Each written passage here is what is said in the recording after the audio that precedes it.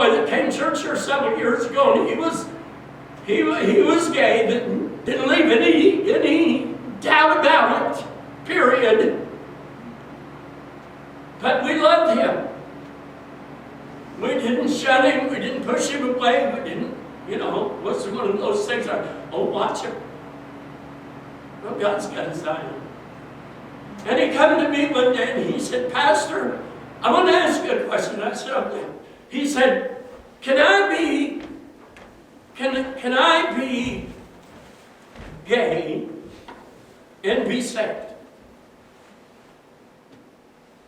And I looked him in the eye and said, yeah. I said, but you just can't practice being gay. You have to pay that price. I said, you have to come out of it. But his choice was to go down that road. But I want to tell you something. There is no sin so filthy that God can't wash it away and make you pure and holy and righteous. And as upstanding as any profitable. I was listening to a DVD and I heard something on that really surprised me. And the man was teaching about some of the atrocities, and he was on the Holocaust. And all of the leaders that had been put in Spandau prison.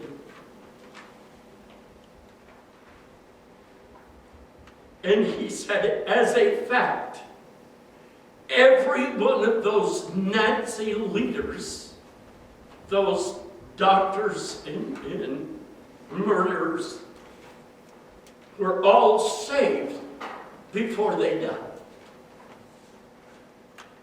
I thought, God, how merciful you are. Even the last one that was in there, and his name was Hess, and they kept that prison open for that one German high-ranking officer, that before he died, he was led to the Lord.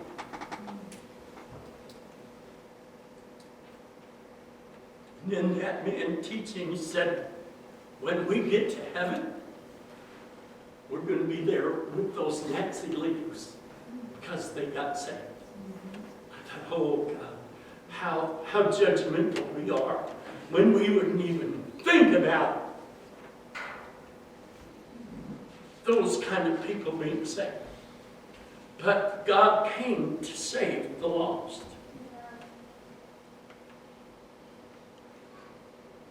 You learn by observing and being quickened by the Spirit.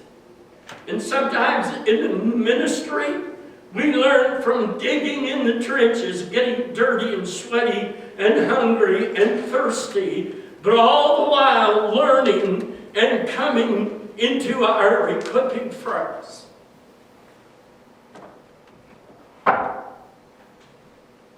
Because you have been called does not guarantee that you will fulfill it. The call doesn't come with the guarantee that you will obey it. But the call comes for you to accept it or reject it. That's how merciful God is.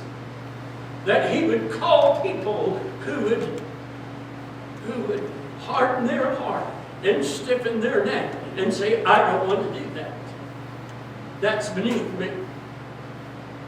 God, if you'll save me and just put me out there as pastor of some big church, I'll be glad to do it. God says it doesn't work that way. You're not equipped just because I've called you. The call is God's responsibility. And the rest is yours. Put that in your computer.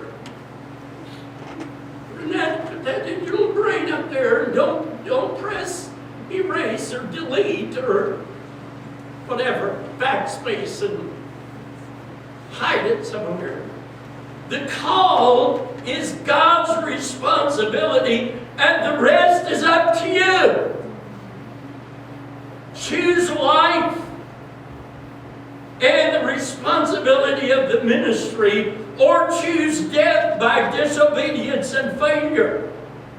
The choice is yours to live or die, obey or die, commit or die, separate or die, pray or die, prophesy or die. The choice is yours. The work belongs to Him. You are but the instrument that God would use to bring His will to pass, to spread this gospel. Don't be satisfied with just the call. Don't be content with the attributes. Don't be distracted by the signs and the wonders, but press on past the fire of the burning bush, past the attributes of His presence, and see Him. Some of us have got so excited over the signs and the wonders and the fire and the smoke and all those things that we just stopped. And we're satisfied with the attributes and not Him. That would be like someone coming along and just making you a millionaire and giving you $1 million, and you just run off and spend it however you want, waste it or use it as a blessing. The choice is yours. And we forget who it is that gave that to us. Some of us have forgotten that it's God who gave us what we have, whether it's a little or a lot. At least He's given us a right mind, or some of us, He's given us a right mind. But we stop short of His presence by being distracted by His attributes. The true equipping comes from being in His presence, not dancing around the place where the signs and wonders are. Seek Him. Seek His face. To be satisfied with nothing less. Don't become a spiritual fast food eater. Oh, we just get to church and we get to shout, dance, and yahoo, and run around. We're guilty of just going there for fast food.